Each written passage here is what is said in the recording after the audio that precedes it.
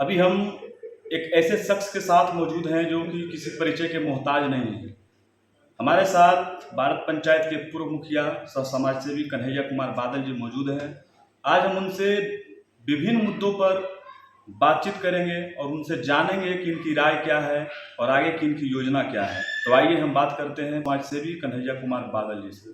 ये भारत देखने वाले तमाम दर्शकों को और आपको पत्रकार बंधु बहुत बहुत धन्यवाद और साधुवाद कि आपने तमाम मुद्दों पर बातचीत करने के लिए आज हमारे आवास पर और हमसे आप आए हैं। बहुत बहुत धन्यवाद। मुखिया जी, जैसे कि बात आए कि आप पूर्व से ही आंदोलनरत समाज सेवी रहे हैं, चाहे हिसुआ के मंडल बनाने की बात हो, शराब बंद करने की बात हो, और बहुत तरह के ऐसे ऐसे कई मुद्दे हैं जिस पर आपने आंदोलन भी किया। आंदोलन के दौरान कई तरह का विरोध भी किया गया, लेकिन फिर भी आप नहीं माने और उसके बाद भी आप लगातार बिना विरोध को झेले हुए आप अपने काम में अडिग रहे, जिसके कारण आज हिसुआ अनुमंडल में सदर डीएसपी का भी बैठना चालू हो गया है।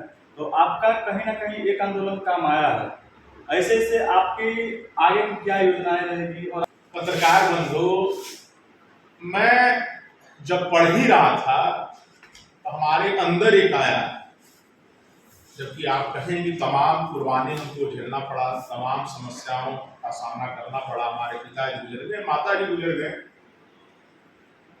सरकारी नौकरी मिल रहा था, भूकंपा वाला तमाम चीजों को मैंने त्यागा, शादी विवाह त्यागा, और एक मन में एक अंदर आया कि सबसे बड़ा काम है समाज सेवा, यानी जनहित के मुद्दों के लिए लड़ाई लड़ना और आंदोलन। मैं गांधी जी से आंदोलन, ये जो आंदोलनकारी हुए उनसे मैंने सीख लिया कि आंदोलन के दम पर ही समस्या का निदान। और ऐसे भी लोकतंत्र में जब सरकार अंधी और बहरी हो जाती है तो एक आंदोलन ही है जिसको आंख और कान खुलवाने का काम करती है। तो सबसे पहले मैंने शराब हटाओ देश बचाओ संघर्ष मोर्चा का स्थापना किया था और उसके लिए संघर्ष किया, गांव गांव जाकर, स्कूल में जाकर तमाम युवाओं से जो कल का भविष्य संकल्प दिलाया।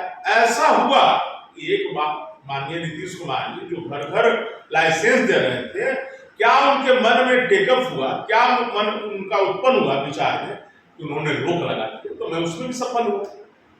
बिजली के लिए आंदोलन किया, पानी चढ़ा, हिसुआ विश्व शांति चौक पर लाठी खाने का काम हुआ, उस मुद्दा पर भी FIR हुआ। 5 MVA 10 MVA का ट्रांसफार्मर हिसुआ में लगा, मैंने आंदोलन किया, उसमें अनशन किया, सफल हुआ उसमें भी। नवीन एक व्यवसायी था, व्यवसायों की सुरक्षा के लिए मैंने आंदोलन लगातार 24 दिन किया और उसमें भी सफलता मिला। एक मेरा खून और रग रग में, हमारे पास जो भी ईश्वर बुद्धि विवेक ताकत, मैंने पूरा खून का रग रग जो है नवादा जिला हिसुआ की जनता के लिए लगे, यही मेरी हार्दिक इच्छा है। तो उसी में एक मुद्दा अनुमंडल का है जो वर्षों से जनप्रतिनिधि थे, वर्षों से ये अपेक्षित रहा, अनुमंडल होना चाहिए, तमाम लोगों का मांग है। मैं उसके लिए भी करीब 19-20 सालों से संघर्ष कर रहा हूँ। 1 जनवरी हो या लोगों से जाके मिलना, पूरी चिट्ठी हो, मुख्यमंत्री को लिखना, जिला समाहर्ता को लिखना, तमाम कार्यक्रम जो होता है आंदोलन के तहत मैं कर रहा हूँ 19 वर्षों से। उसी का फल हुआ कि पुलिस अनुमंडल का हिसुआ को दर्जा मिला, लेकिन उससे काम चलने वाला नहीं। अभी मेरा तत्काल जो है आम लोगों से मिलने का कार्यक्रम चालू है अनुमंडल की मुद्दा, क्योंकि मुख्य मुद्दा मेरा एक ही हार्दिक इच्छा है कि हिसुआ को पूर्ण अनुमंडल का दर्जा मिले। इसके लिए मैं लोगों से नित्य दिन आवाम लोगों से बातचीत कर रहा हूं, गांव गांव जा रहा हूं, जन समस्याओं को लेकर, जिसमें मुख्य समस्या अभी है हिसुआ को अनुमंडल बनाना। शिक्षा स्वास्थ्य नहीं है, लेकिन मुख्य मुद्दा की जब SDO बैठेगा, पूर्ण रूपेण अनुमंडल बनाने का आपके सपना है। हाँ, इसके लिए मैं चालू कर दिया हूँ, गांव गांव जाकर लोगों से बातचीत कर रहा हूँ इस मुद्दे पर कि भाई आप हमें सहयोग करिए, मैं आपके लिए संघर्ष करूंगा।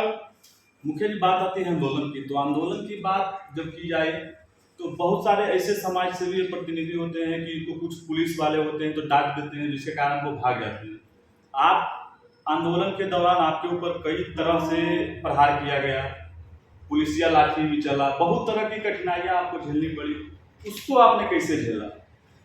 तो मैं तो देखिए, लीडर अगर लीडर नहीं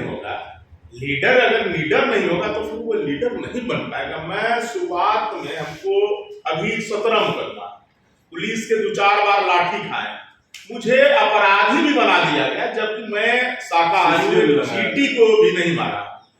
तो मैं ये देखा कि इस क्षेत्र में, क्योंकि आप सरकार के खिलाफ, आप प्रशासन के खिलाफ आप जब बोलेंगे, सच्चाई बोलेंगे भ्रष्टाचार के खिलाफ, तो वो तो भाई लाठी चलाएगा ही। तो मुकदमा हुआ, सारा चीज हुआ। मैं तो बताया कि माता ही चले गए, पिता ही चले गए, सरकारी नौकरी छोड़ने का काम किया, शादी विवाह, 17 मुकदमा को झेलने का काम किया। तो ईश्वर से निवेदन करता हूँ और जनता के लिए जो संघर्ष करता हूँ, तो वो लाठी भी अगर लगता है तो बाद में लगता है कि हम पर फूल बरसा। तो देखा 2-4 बार हमको पुलिस मार के गिराया, कुछ भी नहीं ना, मैंने एक दवा भी आज तक नहीं खाया। तो मुझे ऐसा लगता है ईश्वर अंश, जीव विनाशी सब में ईश्वर का अंश है। ईश्वर हमको इसी के लिए भेजा है और तमाम लोगों को जनहित सरस धर्म ना भाई, मैंने दूसरों के लिए जीना, दूसरों के लिए आवाज बनना सबसे बड़ा धर्म है। तो बुद्ध ने भी कहा कि धर्मं शरणं गच्छामि, यानी धर्म के शरण में जाओ।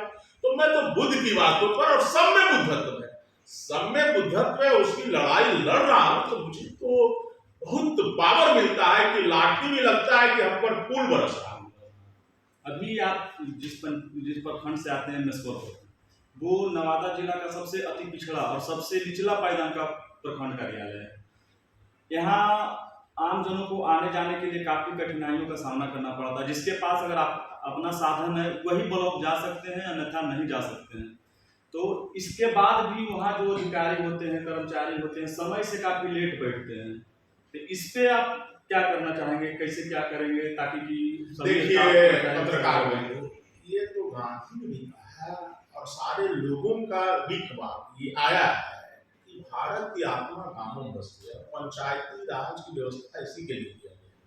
तो मैं तो इस सरकार से जो न्याय के साथ विकास की बात करती है, माननीय नीतीश कुमार से कहना चाहूंगा कि वो व्यवस्था में बदलाव करे, गांव को मजबूत करे। बाढ़ स्तर बढ़ गया है, बाढ़ लोग ब्लॉक जाना पड़ता है, वो गांव में ही शिविर लगाकर, बाढ़ों को पावर देकर, मुखिया को पूर्ण रूप में पावर देकर और सारा सिस्टम तैयार करे ताकि भारत की आत्मा गांवों में बसती है। तो भाई 80-90% लोग किसान हैं, उनके पास तो आने जाने के लिए पैसा भी नहीं होता। इसलिए व्यवस्था में तो परिवर्तन करना होगा सरकार को, यही मांग करता हूँ सरकार से। हम लोग तो इनकलाब ही लाएंगे, हम लोग आंदोलन करेंगे कि व्यवस्था होना चाहिए। अभी जैसे हसुआ वन मंडल बनाने के लिए आप जिला के तमाम गांव में जाकर हस्ताक्षर अभियान चला है और भी बहुत प्रक्रिया की। तो अभी जो पूरे जिला में, पूरे प्रखंड में स्वास्थ्य, शिक्षा, रोजगार जैसे गंभीर मुद्दा है, तो उसको लेकर के आपकी प्रतिक्रिया क्या रहेगी? इसके लिए आप क्या करना चाहेंगे, क्या करेंगे? देखिए, इसके लिए तो मैं तो बताया कि आंदोलन तो शिक्षा का भी व्यवस्था पूरे जिला में ना। सबसे मुझे लगता है कि अब हमको पत्रकार बंधु कि विशेष जिला के दर्जा के मांग करना होगा। नवादा को विशेष जिला का दर्जा दिया जाए, क्योंकि पूरे बिहार में जो नवादा सबसे अति पिछड़ा, इसको कहिए पिछड़ा नहीं, सबसे अति पिछड़ा जिला नवादा है। और नवादा में मुझे ऐसा लगता है तो इसके लिए विशेष जिला के दर्जा के मैं मांग करूंगा कि जैसा ही विशेष जिला का दर्जा यानी कि अति पिछड़ा जगह मिलेगा तो सारा तो वो स्वास्थ्य, शिक्षा। मैं हाल में हॉस्पिटल गया, देखा तो वहां पानी का जल जमाव है। अरे देख रहे थे सोशल मीडिया पर ही कि खून जहां देने के लिए जा रहे हैं एक व्यक्ति, वहां एसी का व्यवस्था रहता है, पूरा वातावरण होना चाहिए, वहां एसी बंद है। तमाम देखते हैं कि विधायक, सांसद वहां जाते हैं, क्या करते हैं, क्या भ्रष्टाचार में लिप्त हैं कि अभी तक व्यवस्था में सुधार ही नहीं हुआ है। क्या आप करते हैं? ये तो समझ में बात नहीं आता है कि सोना मुरमुर वाली बात है, गाल फुलाने वाली बात है, हंसने वाली बात है। तो स्वास्थ्य का व्यवस्था भी नवादा जिला में चौपट है। शिक्षा की बात कर रही है तो ना एक मेडिकल कॉलेज है, ना सेंट्रल स्कूल है। अब देखिए आने वाले जो नेता लोग आए हैं उनसे लोगों का आशा है। और आपको आश्चर्य होगा पत्रकार महोदय, नवादा के विकास की बात करते हैं तो मैं देख रहा था दरभंगा या शायद कहीं चीनी मिल चालू हुआ। अरे हाँ, जो एक चीनी मिल था उसको भी जो कहते हैं कि हम विकास करेंगे या विकसित नवादा बनाएंगे, या तमाम नेता जो ढोलहा पिटते हैं कि मैं नेता हूं, विधायक, एमपी बनना, मुखिया बनना, जिला परिषद बनना, एक चीनी, हमको तो आश्चर्य होता है, चीनी मिल था उसको भी बंद करा दिया गया और एक नेता का बयान नहीं आया। आम जनता सड़क पर उतरी, इसके लिए माननीय मुख्यमंत्री नीतीश कुमार को कार्यक्रम रद्द करना पड़ा, आम जनता रोड पर उतरी, लेकिन एक नेता का नाम बताइए, उसका एक भी बयान नहीं आया। यही है नवादा का विकास।